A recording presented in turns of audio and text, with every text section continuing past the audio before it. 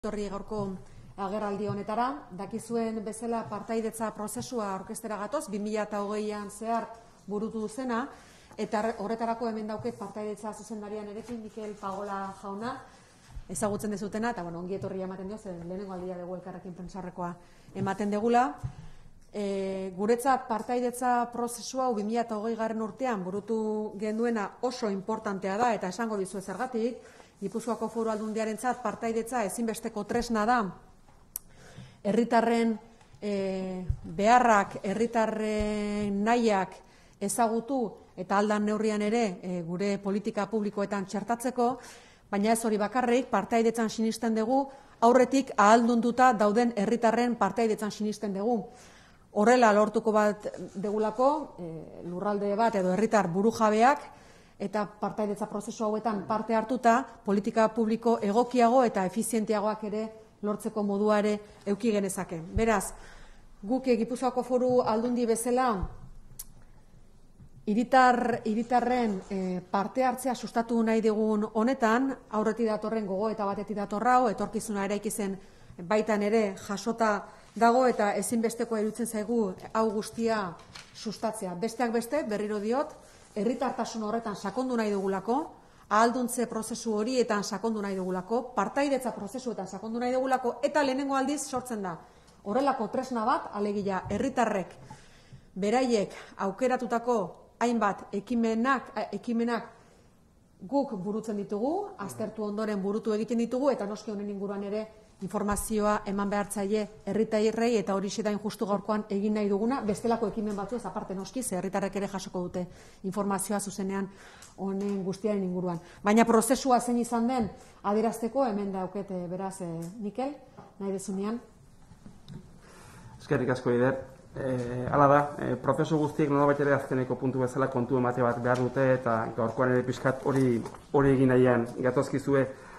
Lehenik eta ben aipatu behar da, jatorri bezala 2020ko aurrekontu irikin proiektu hau 2019ko martxoan hasi zen, baino aurreko legealditik datorren kontu badala aurrekontu irikien programa bera. Beraz, jarraikortasun badauka eta aurrera begira ere jarraikortasun bat izango duena nolabait ere. Printzipio esan bezala, herritarrei, Gipuzkoarrei, bi fasetan eman izan zaie 2020ko aurrekontu irikien proiektu horretan parte hartzeko aukera. Lehenengo izan zen 2019ko martxoan, eta bertan, lehenengo fase horretan, ekarpenak, ideiak, propuestak aurkezteko aukera eman zitzaien. Horretarako, lehenik eta behin, Gipuzkoa osoko etxeetara ia 280.000 gutun bidali ziren, eta horretaz aparte hainbat saio, hainbat dinamika bideratu ziren, herritarrei guztionen inguruk informazio emateko, zer egin bar zuten, zeukera zeuzkaten, eta horren ondorio gisa, ia 1.100, konkretuki 1.083 ekarpen jaso ziren. Ondorengo hilabetetan, 2019an zehar, etxe barruan aldundian egin barreko lanak burutu ziren, eta bertan 1.083 proposamen hauek jaso, departamentu desberdinetara pasa, aztertu, ikusi, ea nolabait ere egokia ziren, ez ziren, proiektutan bihurtu, eta azkenean nolabait ere, iritsi ginen 2020 urte hasieran 18 proiektu identifikatzera. 18 proiektu hauek identifikatzerekin batera, eman zen aukera herritarren bigarren parte hartze prozesua emateko. Momentu honetan, etzen ideiak aurkezteko baizik eta 18 proposamen horien arteko aukeraketa egiteko.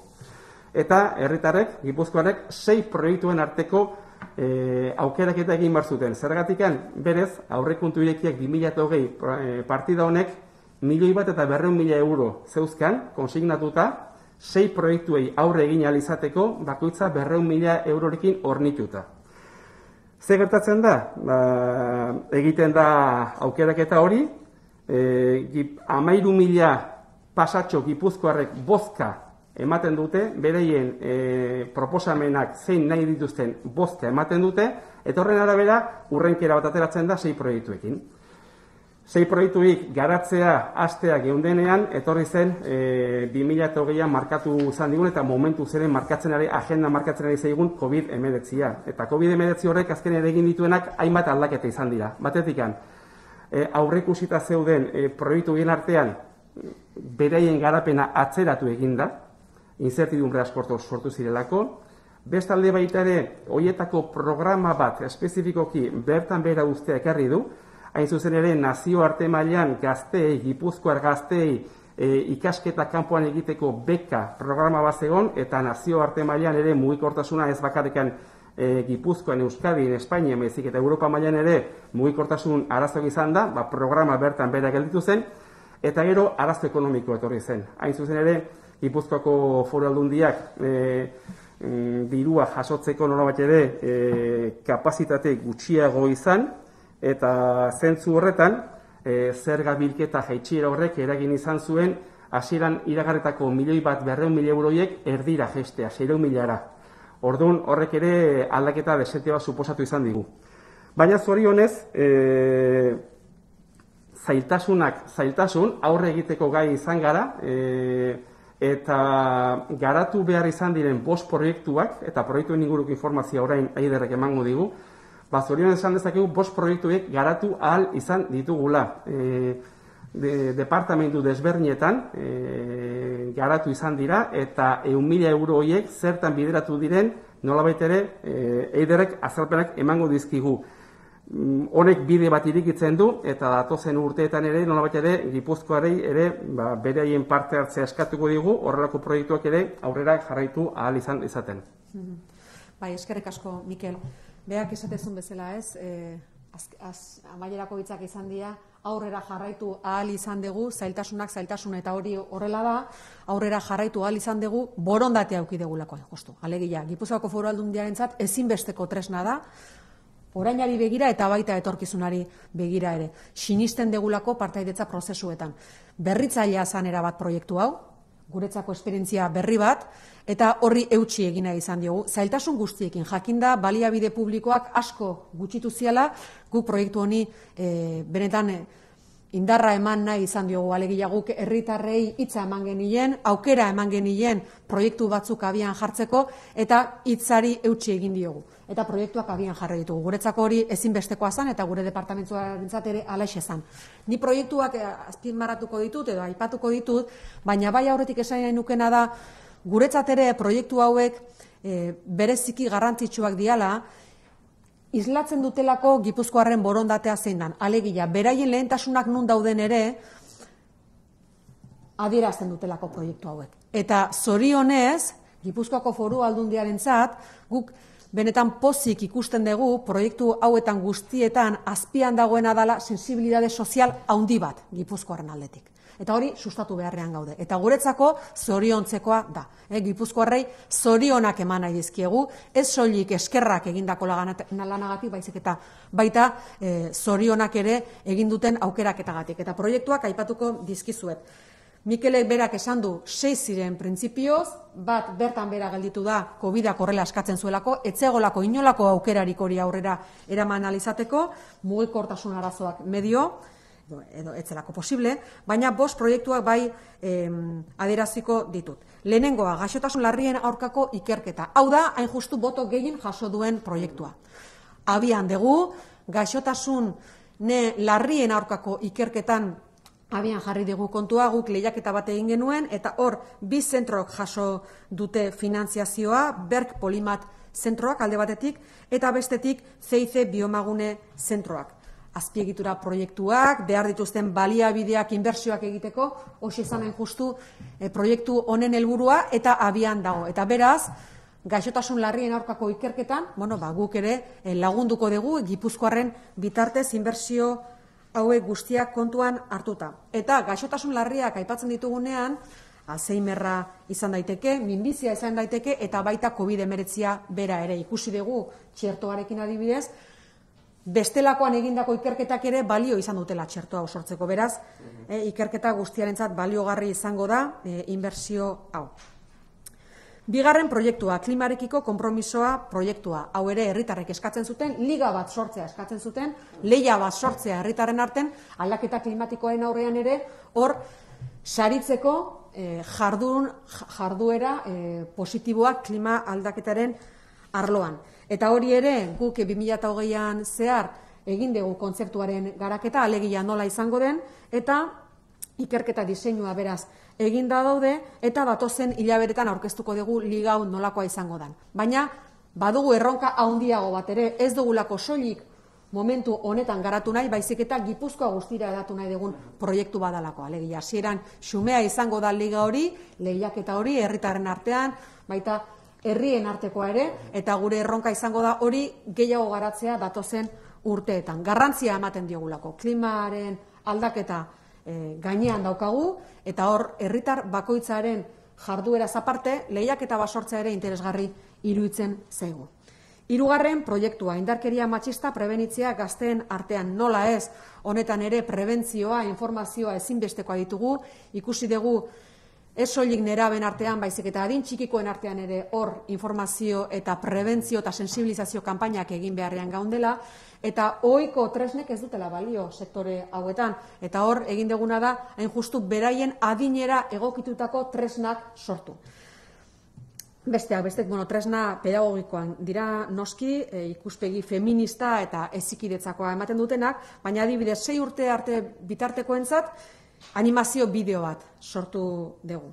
8 eta 10 urte bitartekoentzat bideo joku bat.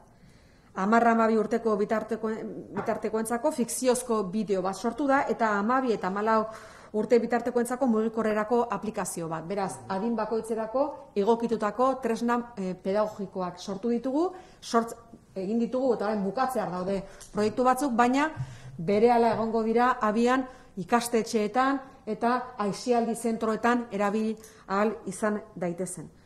Hau ere, herritarrek pentsatutako eta aurkeztutako proiektu bada, eta noski Gipuzkoako Foru Aldundiarentzat berri ona izateaz gain, nik uste mesedegarri izango dela Gipuzkoar guztientzat. Sensibilizazioan nola ez lan handia dagolako egiteko oraindikan ere, tamalez indarkeria matxistaren inguruan. Laugarren proiektua, gizarte bazterketako etxe bizitza bat sortzea. Arretarako zentru bat.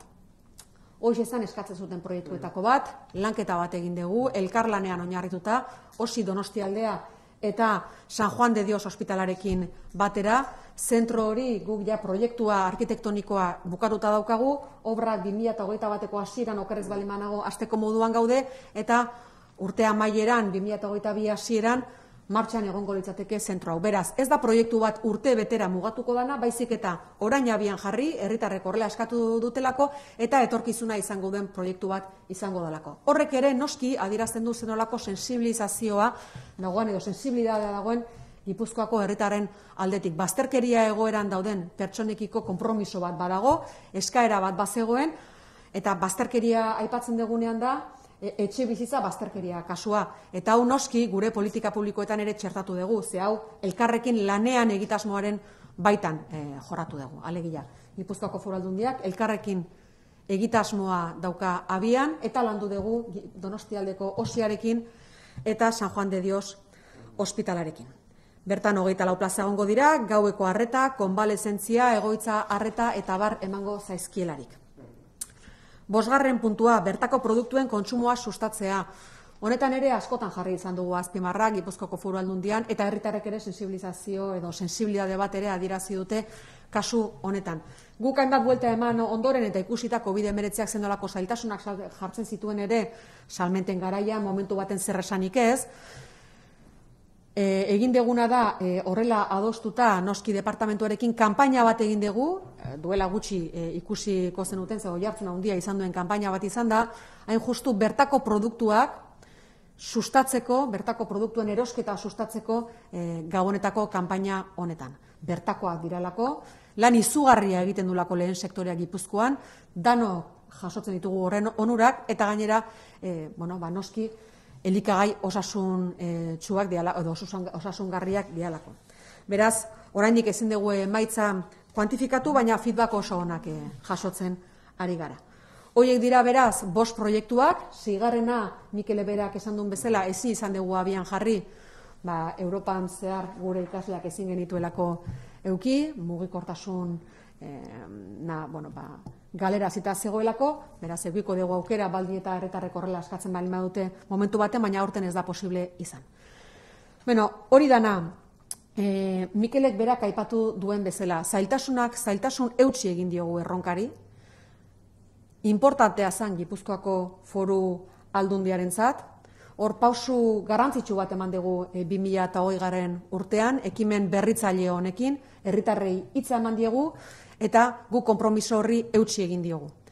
Eusten diogu, sinisten degulako partaidetzan, sinisten degulako ahalduntze prozesuetan, eta beraz, ekimen honek etorkizuna izango du baita datozen urteetan ere. Hori bermatuta dauka. Gipuzkoako Foru Aldundiak bermatu egiten du, eta noski, esan gabe doa ere, lehenaxogo aipatu dut, baina guretzako berriro diote, eskerrak emateko modukoa da, zenolako partaidetza maila egondan Gipuzkoaren aldetik, eta eskerrak emateaz gain, aipatu bezala, zoriondu ere nahi genituzke Gipuzkoarrak aukeratu dituzten proiektuak benetan guretzako proiektu horiek adierazten dutelako sensibilidade sozial nabarmena daukatela Gipuzkoarrak eta zoriontzeko modukoa dela iruditzen zaigu. Bien, un resumen en castellano brevemente, neronek egingo Mikel iruditzen balin bazaizu. Nosotros lo que hemos presentado hoy entre Mikel Pagola, director de Participación Ciudadana de la Diputación Foral de Guipúzcoa, y yo misma ha sido el proyecto de presupuestos abiertos del año 2020. Pusimos en marcha esta iniciativa y además la dimos a conocer aquí mismo en rueda de prensa, pero queríamos que supieran en qué momento se encuentran los proyectos que se han decidido. Él mismo también decía que en principio se habían elegido 6 proyectos, uno de ellos no se ha podido llevar a cabo evidentemente por limitaciones de movilidad, puesto que uno de los proyectos era becas para estudiantes que pudieran estudiar en Europa. Eso no ha sido posible, pero tenemos 5 proyectos muy interesantes que se han decidido por parte de la ciudadanía y la Diputación Foral de Guipúzcoa ha cumplido con el compromiso. Un camino lleno de dificultades, con la pandemia, evidentemente, pero insisto, hemos dado la palabra a la ciudadanía y hemos cumplido con el compromiso adquirido. 15.000 personas han participado en esta iniciativa, por lo tanto la valoración es muy positiva, no solamente por el número de personas que han participado, sino también por la calidad de los proyectos. Todo esto viene evidentemente por el programa Etorkizuna Eraikiz, la propia norma foral que se aprobó en Juntas Generales el año 2018 y por una iniciativa de la Diputación de fomentar la participación y fomentar el empoderamiento de la ciudadanía, porque es la única manera y la mejor que tenemos para tener también una administración más eficaz y más eficiente que responda mejor a las necesidades que pueda tener la ciudadanía. 5 proyectos, por tanto, los voy a detallar por encima, pero que consideramos que son muy importantes. En primer lugar, investigación sobre enfermedades graves, como pueden ser el Alzheimer, el cáncer, también el propio COVID-19. Queríamos ayudar, y esa ha sido la voluntad de la ciudadanía, en la financiación de infraestructuras que puedan ayudar también en la investigación en estos ámbitos. Ya tenemos 2 proyectos que estamos financiando, por una parte con Berk Polimat y por otra parte con CIC Biomagune. Por lo tanto, podemos avanzar también en la investigación de enfermedades graves. Es el primer proyecto. El segundo, compromiso con el clima. La ciudadanía también tenía una sensibilización especial con el cambio climático y ahí lo que pedía era, más allá de lo que pudieran hacer las administraciones, también crear una especie de competición, una liga de la ciudadanía para la lucha contra el cambio climático.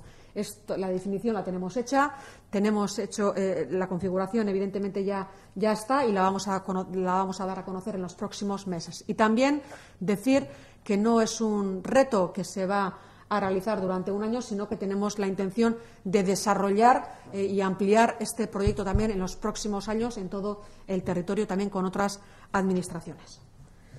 Por lo tanto, tendremos una liga, una competición también de la ciudadanía para luchar contra el cambio climático, una iniciativa muy interesante. Tercer proyecto que aprobó la ciudadanía y que ponemos en marcha, la prevención de la violencia machista entre la juventud. Hablamos de juventud, pero sobre todo es para menores de 14 años. Ahí se veía que había una necesidad en poner énfasis en aplicaciones, en herramientas que pudieran ser manejables para menores de entre 6 y 14 años. Hemos desarrollado 4 iniciativas diferentes adaptadas a cada edad. Están a punto de terminar para que se puedan utilizar tanto en los centros escolares como en los centros de ocio. Consideramos muy importante avanzar en sensibilización también entre los menores en relación a la violencia de género. Y esa iniciativa, insisto, viene también por parte de la ciudadanía. Cuarto proyecto que se ha puesto en marcha, porque así lo ha decidido la ciudadanía de Guipúzcoa, es un centro de atención a personas en situación de exclusión residencial. Es un proyecto que hemos puesto en marcha a través de Elkarrekin, en colaboración con OSI Donostialdea y el Hospital San Juan de Dios de Donosti también. Ahí el proyecto arquitectónico ya está terminado. Esperamos empezar con las obras a finales de este año y terminar el 2022, si no me equivoco. Será en el propio Hospital San Juan de Dios se ofrecerá 24 plazas residenciales para todas aquellas personas que lo necesiten. La infraestructura, por tanto, estará operativa a finales del año que viene. Quinto proyecto que se ha aprobado, el fomentar el consumo de productos autóctonos, productos locales saludables, fomentar su consumo, potenciar también el sector primario, que tiene muchísima importancia también en el territorio de Guipúzcoa, y ese proyecto ya se ha llevado a cabo porque en diciembre hemos puesto en marcha una campaña de comunicación potente, Etxekoak, que han podido conocer para fomentar el consumo de productos del primer sector en la época navideña.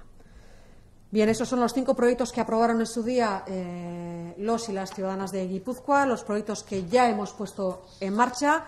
Algunos de ellos daremos más información al respecto en los próximos meses. Tienen todavía un largo camino por delante, como también lo tiene el propio proyecto de Aurrekontu Irekiak, puesto que es un compromiso que adquirimos en su día, el año 2020, y desde luego a este compromiso le vamos a dar continuidad en los próximos años, puesto que es interesante. Los proyectos van viento en popa. Hemos considerado que hay que agradecer a la ciudadanía el haber participado, el haber mostrado semejante sensibilidad para con proyectos tan sociales como son estos 5 proyectos que les hemos detallado, y, por supuesto, la voluntad de la Diputación Foral de Guipúzcoa para seguir con este tipo de iniciativas también en el futuro. Horietxek beraz, bost proiektuak, galderaren bat izango bazenute, erantzuteko prest naukazue edo gaude biok. Gai honen inguruan edo bestelakoan ere. Bai. Sí, el presupuesto se queda en 600.000 euros, ¿no? Se reduce la mitad y se queda en...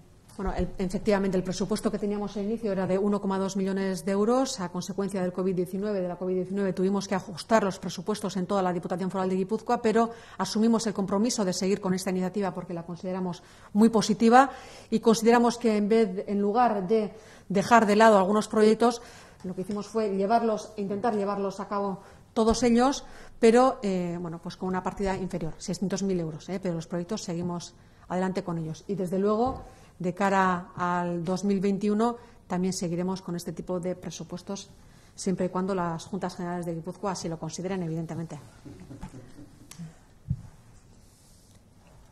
Bestelakorik?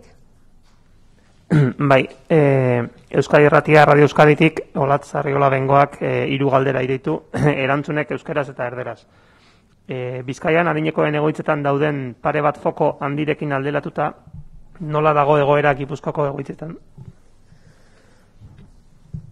Gipuzkoako egoera egoitzei dagokienez hobera doa momentu honetan, eta egunero jasotzen dituzute datuak, gaixotuen ingurukoak, baino 60 bat gaixo dauzkagu diagnostiko positiboarekin Gipuzkoako egoitzetan, beraz bilakaera ona da, hobera doa, baina badakizue kanpoan gertatzen dena denborarekin ere egoitzetara pasatzen dela, eta beraz orain arte bezala kezka izugarria daukagu eta neurri danak hartzen ari gera kanpoan dagoen kutsadura maila hori ez dadin egoitzetara sartu.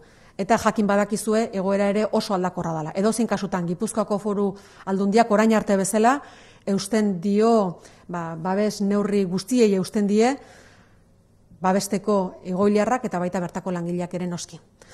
Bien, la situación de las residencias en Guipúzcoa, es verdad que hay una notable mejoría en cuanto a las personas residentes, pero es verdad que la situación es muy cambiante y que, en cualquier caso, siempre insistimos que el nivel de contagio que hay en el exterior, es decir, el nivel de contagio comunitario, siempre acaba pasando también a los centros residenciales. Por lo tanto, seguimos insistiendo en las medidas de prevención para proteger la salud y la vida de las personas de las residencias de Guipúzcoa. Bai, bigarren galdera, zein da zehatz Aretxabaletako egoitzako egoera? Bueno, leno esan dizudan bezala, egunero daukazue informazioa eskuragarri web horrian eta hor izango dezue informazio asko zabalagoanik orain eskaini diezakezue dana baino. Tendrán la información en la página web de la Diputación Foral de Guipúzcoa, saben que se actualiza todos los días y tendrán una información mucho más detallada de la que les pueda dar yo ahora en este momento. Eta hirugarren eta azken galdera, nola doa txertaketa lurraldeko egoitzetan? Txertaketa ondo doa Gipuzkoako egoitzetan, eta aurreikuspen guztiak betetzen ari gera, eta beraz zentzu horretan pozik gaude, eta espero dezagun datozen asteetan gure egoiliarrak inmunizatuta eukitzea gure egoitzetako langileak bezalaxe. Por lo tanto, les decía que la vacunación en los centros residenciales de Guipúzcoa va bien, conforme a lo previsto, y esperamos que en los próximos días, las próximas semanas, todo el personal residente como trabajador de las residencias pueda estar vacunado y, por tanto, inmunizado frente a la enfermedad. Bestelako galderarik ez dago, eskerrik asko guztioi eta egun ona izan dezazuela.